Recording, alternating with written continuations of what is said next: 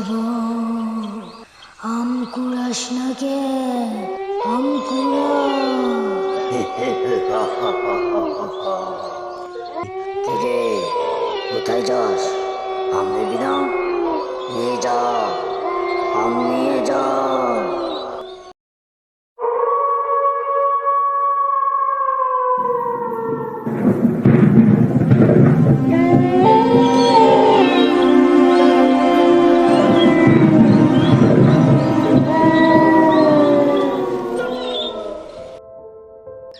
বাবা বাবা, কালকে রাত্রে তো ঝড় বৃষ্টি হয়েছে।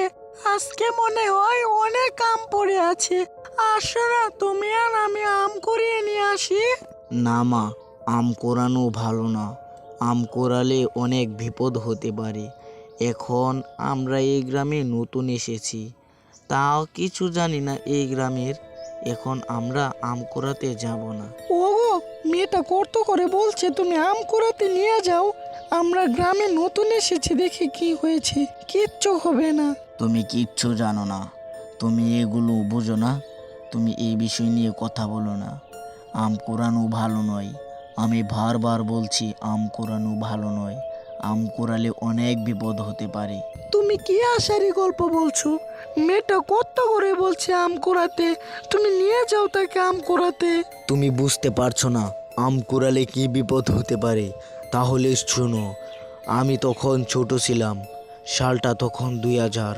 সে সময় আমি আম কুড়াতে অনেক পছন্দ করতাম। সেই দিন রাতে প্রচণ্ড বৃষ্টি হচ্ছিল। রাত প্রায় 9টা বাজে, তবু বৃষ্টি থামার কোনো নামই ছিল না। আমি বৃষ্টি থামার অপেক্ষায় আছি, তবু বৃষ্টি থামছে না। কিছুক্ষণ পায়চারি করি, আবার কিছুক্ষণ দাঁড়িয়ে থাকি, তবু বৃষ্টিটা থামছে না। বেশ কিছুক্ষণ পর বৃষ্টিটা থামলো। তারপর আমি বের হয়ে পড়লাম আম বাগানের উদ্দেশ্যে। আমি যাচ্ছি আমার বাড়ির থেকে একটু দূরেই এক আমতলা। সেই আমতলায় অনেক আম থাকে। আমি অনেক তাড়াতাড়ি হাঁটতে শুরু করি, তারপরও যেন রাস্তা শেষ হচ্ছে না।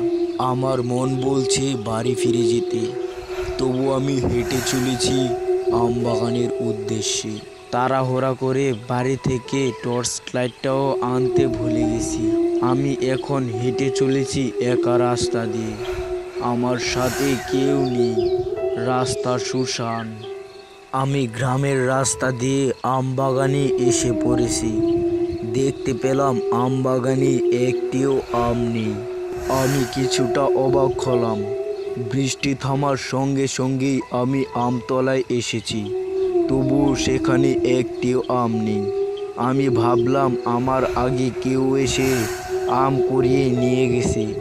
তারপর আমি হাঁটতে শুরু করি নতুন আম বাগানে যাওয়ার জন্য। মানুষ বলে সেখানে অনেক ভূত আছে। আমি এগুলো বিশ্বাস করি না। আমি হাঁটতে শুরু করি আম বাগানে যাওয়ার উদ্দেশ্যে। তারপর আমি আম বাগানে চলে গেলাম। দেখতে পেলাম সেখানে অনেক আম। দেখে আমি অনেক খুশি হয়েছি। সেই সময় দেখতে পেলাম পিছন থেকে আমাকে কে যেন ডাক দিল। এই শ্রাবণ আম কুড়াস না কে আম কুড়া।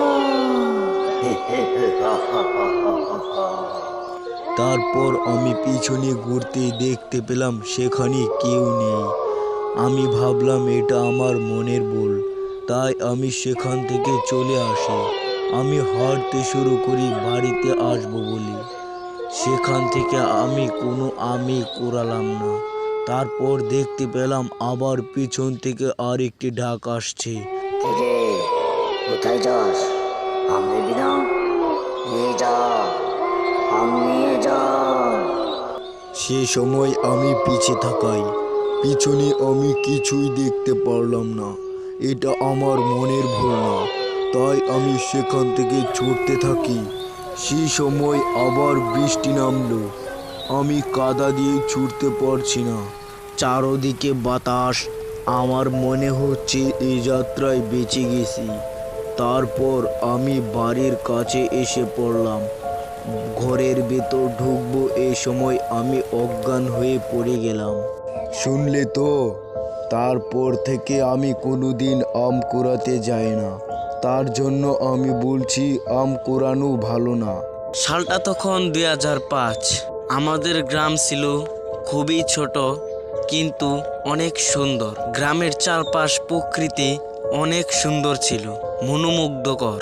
গ্রামের পাশে নদী নালা, খাল বিল দেখতে অনেক সুন্দর লাগতো। ভোরবেলার পাখির কিচিরমিচির শুনতে অনেক ভালো লাগতো এবং চাষিরা পাখির কিচিরমিচিরে ঘুম থেকে উঠে যার যার কাজে চলে যায়। সেই গ্রামে এক বিশাল বড় জঙ্গল ছিল, সেখানে কেউই যেত না। সেখানে ভূত প্রেত থাকতো, তারা কেউই সেখানে যেত না। রাতের বেলায় ভূত প্রেত এসে তাদের ডাকতো, তাদের অনেক বিরক্ত করত। একদিন রাতের বেলায় আমি ঘুমাচ্ছিলাম, রাত তখন 2টার মতো বাজে। সে সময় বাইরে থেকে কান্নার শব্দ আসছে। আমি ভয়ে ভয়ে উঠে বসলাম। আমি ভাবতে থাকি কেউ মনে হয় বিপদে পড়েছে, তাই আমি কিছু না ভেবে তাড়াতাড়ি হাঁটতে থাকি। আওয়াজটা এখন একটু কমছে মনে হয়। আমি হাঁটতে দেখি আওয়াজটা এই সামনে থেকে আসছে। আমি মনের আনন্দে হাঁটতে থাকি, কিন্তু মনের মাঝে একটু ভয় ঘুরছে। আমি চলতে থাকি, দেখি আওয়াজটা সামনে আসছে। আমি যেতে যেতে দেখি আরও আওয়াজটা সামনে থেকে আসছে। আমি তাড়াহুড়া করে হারিকেনটাও বাড়িতে রেখে আসছি। আমি হাঁটতে হাঁটতে কবরস্থানে এসে পড়েছি। তারপর দেখতে পেলাম এই কান্নার শব্দটি আর আসছে না। আমি দূরে দেখতে পেলাম একটি কালো ছায়া আর একটি সবুজ রঙের কি দেখা যাচ্ছে। আমি দেখি অনেকটা ভয় পাচ্ছি, কিন্তু আমার মন বলছে সেইখানে আমার যেতে হবে। আমি ভাবছি যাব, আরেকবার ভাবছি আমি সেখানে যাব না। তারপর আমি সেখানে যাওয়ার উদ্দেশ্যে রওনা হলাম। চারপাশ ঝিঝি পোকার ডাক। সেখানে যাওয়ার পরেই দেখতে পেলাম সেখানে কেউ নেই। একটু দূরে একটি ডাইনি একটি গাছের দিকে তাকিয়ে কি যেন বলছে। এই শুনছো, একটি নদর মানুষ নিয়ে এসেছি, তুমি এসো, আজকের বুঝটা না অনেক মজা করে হবে। দেরি করো না, তাড়াতাড়ি এসো। তখনই দেখতে পেলাম এই কি বিবস্ত্র চেহারা রাক্ষস আসছে আমাকে খাওয়ার উদ্দেশ্যে। সে সময় ডাইনিটা আমাকে খাওয়ার কথা বলল। তোকে চিবিয়ে চিবিয়ে খাবো। আমাকে ছেড়ে দাও, আমি তোমাদের কি ক্ষতি করেছি? আমাকে যেতে দাও, আমাকে মেরো না তোমরা। কতদিন পরে মানুষ পেয়েছি, তোকে যদি না খাই তাহলে তো হবে না, তোকে খেতেই হবে। আমি তাদের কাছে অনেক আর্তনাদ করলাম, তারপরও তারা আমাকে ছাড়লো না। আমি ভাবতে থাকি সেখান থেকে দৌড়ে পালিয়ে আসবো, যে বাবা সেই কাজ। আমি সেখান থেকে ছুটতে থাকলাম। আহ! আহ! বাঁচাও!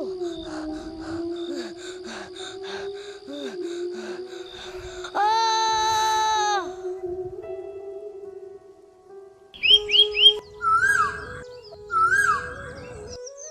তারপর পরের দিন সকালবেলায় গ্রামের কিছু লোক এসে আমাকে সুস্থ করে।